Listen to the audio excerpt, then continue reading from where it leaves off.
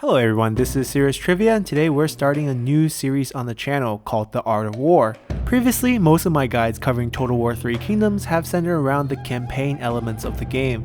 So to complete our Total War experience, this series will focus entirely on the battle components of the game.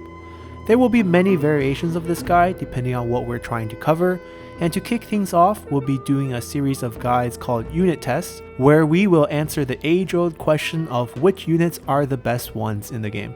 And there is no better place to start than with my favorite unit type, the ranged infantry. And in order to be objective here, I used the scientific method of changing one variable at a time to test which ranged infantry reigns supreme. As you can see on the screen right now, I set up a series of custom battles where I use Tao Qian as my commanding general, since he has the most generic strategist skill tree. And in his army, I provided him with our test unit and one trebuchet. The purpose of the trebuchet, which as you can see is always placed facing away from the enemy, is to simply trigger the AI controlled enemy to charge straight at my unit like they would in the game. Now, our enemy here will always be Xiahou leading one of 3 different types of spear unit who will proxy for different types of enemies we are likely to face in the game. The 3 units I picked out are Ji Militia, Heavy Ji Infantry, and the Spear Guards, and they each represent a unique challenge faced by our ranged infantry units. First, the Ji Militia is our base case, and one of the most commonly used enemies in the early to mid-game by the AI. To keep things consistent, we chose the highest level for Xiahou for all of the tests, which means all these units will receive extra morale, extra 10% armor, and extra 10 points of movement speed from Xiahou's skill tree.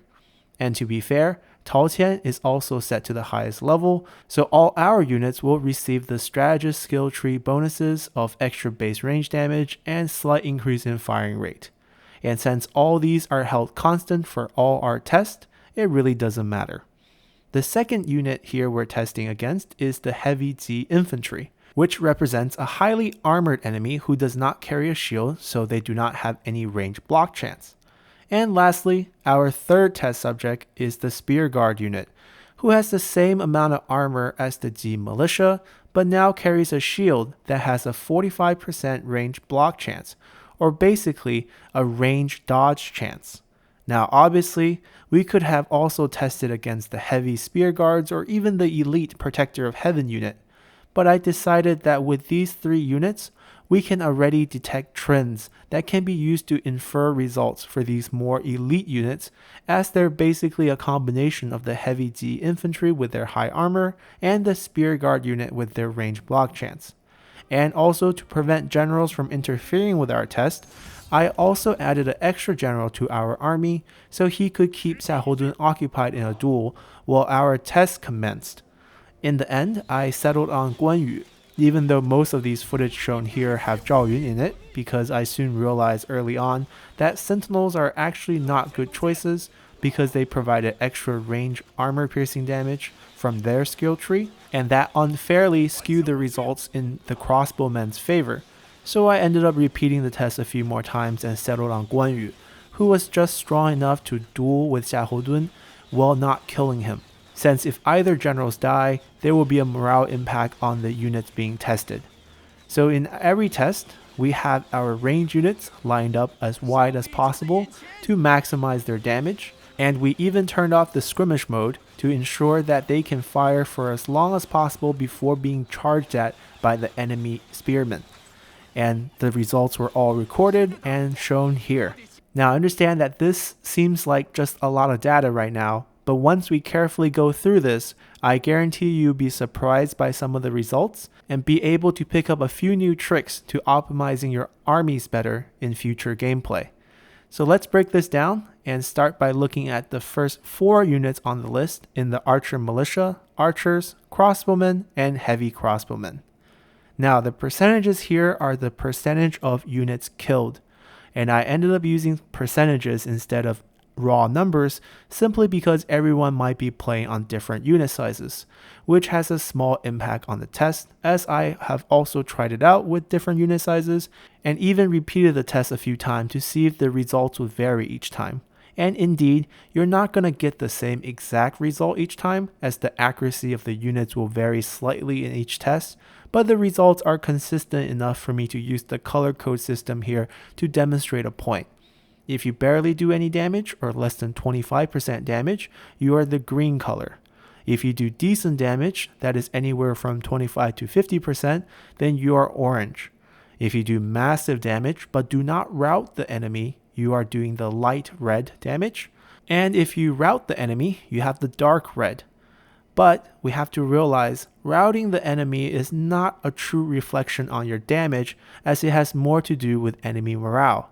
For example, if I lower Xiahodun's level to the lowest level, then all the Ji Militia will lose out on the morale bonus, which will result in them being routed when tested against every single range unit. So it's not really a good way to compare damages between these units, but since we have Xiahodun on the highest level, routing units still make a pretty strong point, especially for the more elite unit like the Heavy Ji Infantry. So looking at the data for these 4 units, we can spot a few surprises. First, Heavy Ji Infantry suffered heavier losses than the Ji Militia despite having more than twice their armor. Second, Heavy Crossbowmen performed worse than the standard crossbowmen. And third, the standard archers performed surprisingly well and it's even comparable to the crossbowmen across all 3 enemy types, despite the fact that the crossbowmen have 50 extra range and more than twice the range armor piercing damage. So let's try to explain all 3 of these by looking at the unit cards themselves. First, to explain why Heavy Ji Infantry performed worse than Ji Militia, we have to understand that by gaining all that extra armor, the Heavy Ji Infantry also lost out on 10 points of speed.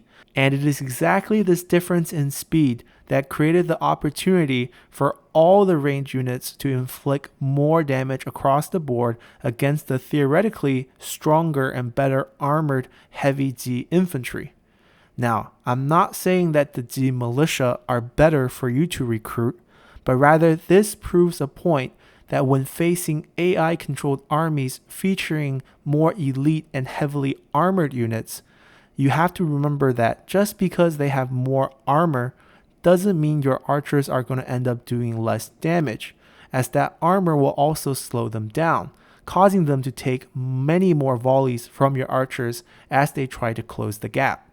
Now, to explain why heavy crossbowmen did worse than crossbowmen, we have to look at their unit cards as well.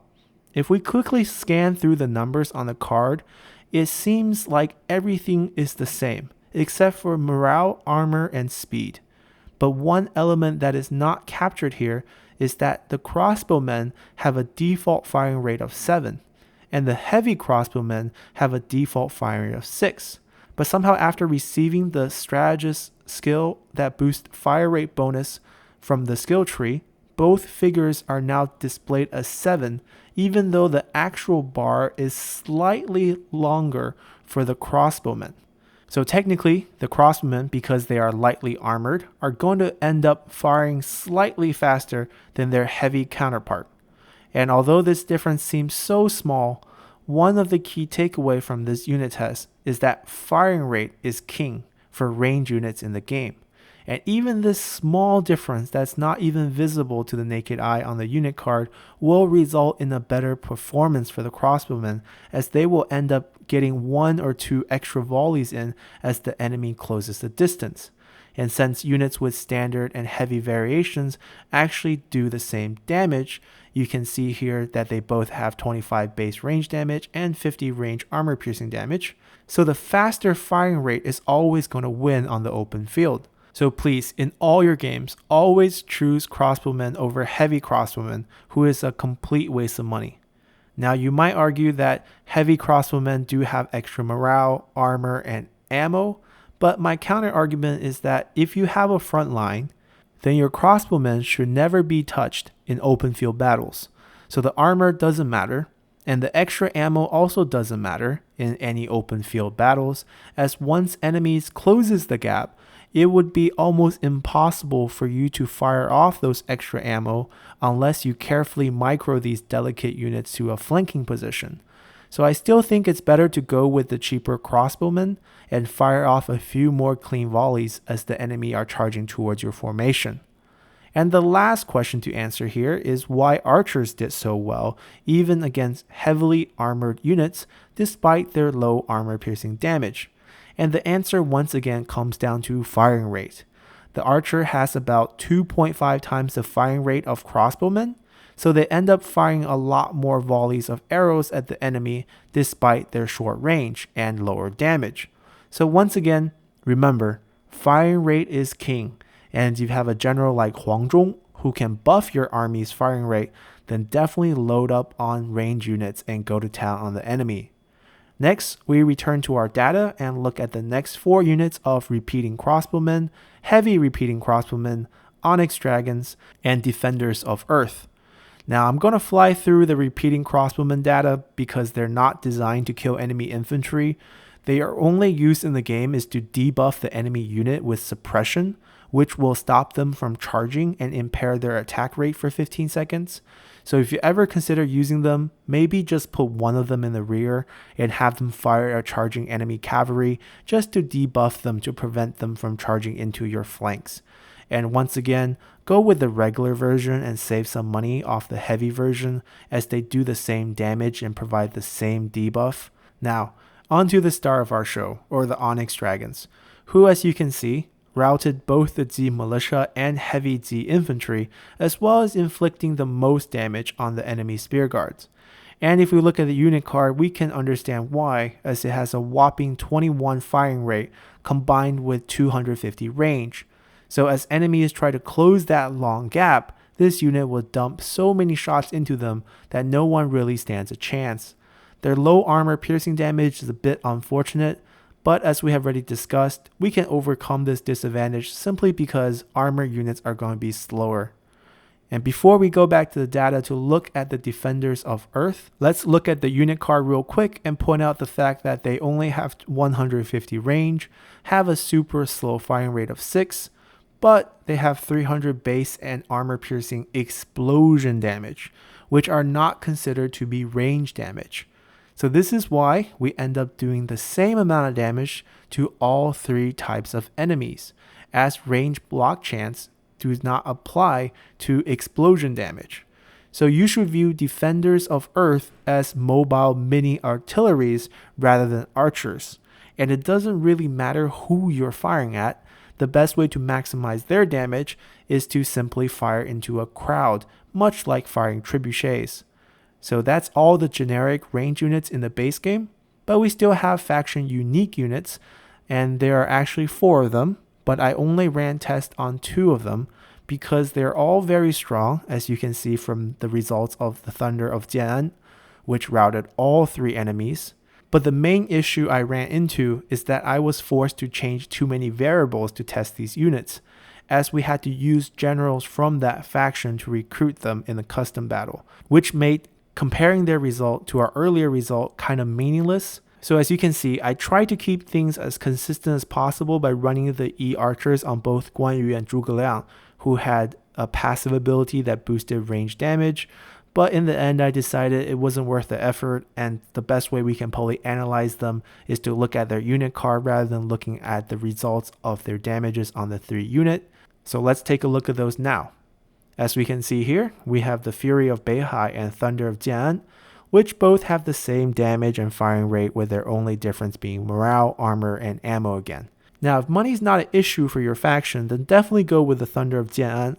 But just so you know, if you have an issue with the money, the cheaper Fury of Beihai is an excellent choice, as you're not going to actually miss out on much.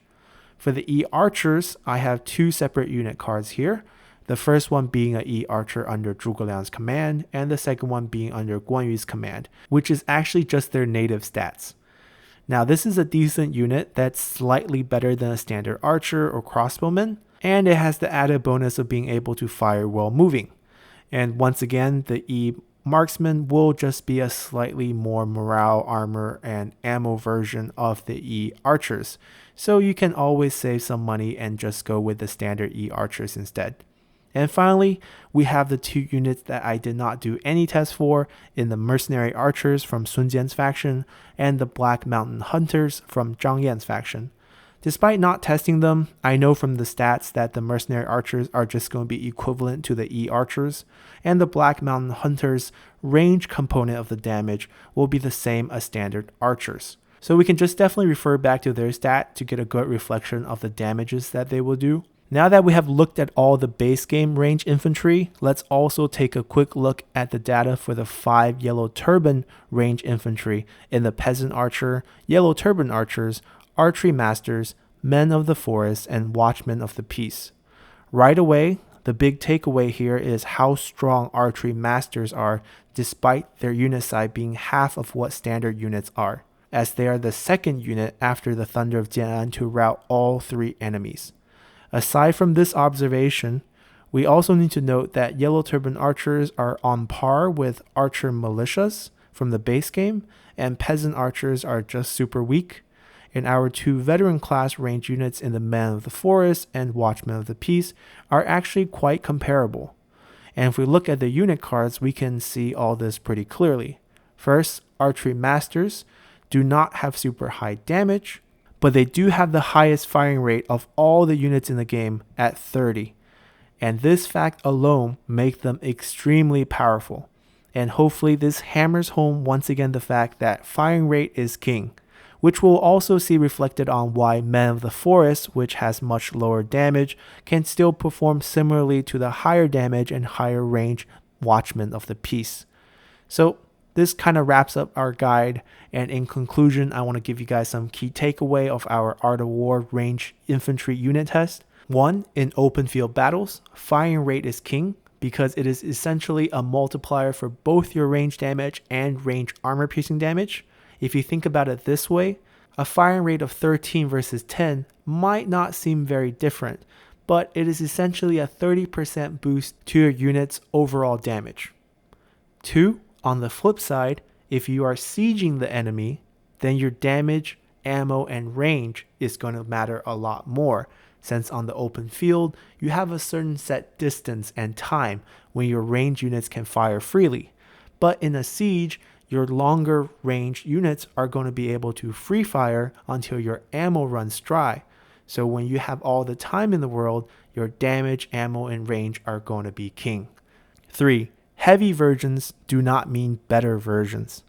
Heavy units in the game are given small morale, armor, and ammo boosts, but they also come at a higher price. So for range units who are often not going to be engaged in melee combat, you're going to get much more value sticking to the regular versions. And in the case like the crossbowmen, you're actually going to do better than the heavy version as it has a slower firing rate. 4. Extra armors also slow you down, and for enemy units charging at you, that slower speed will often hurt them more than their extra armor will help them when getting shot by arrows. Lastly, please remember, defenders of Earth are not archers, but rather mini trebuchets who do best when firing into a crowd. And that's it for our first of hopefully many Art of War videos.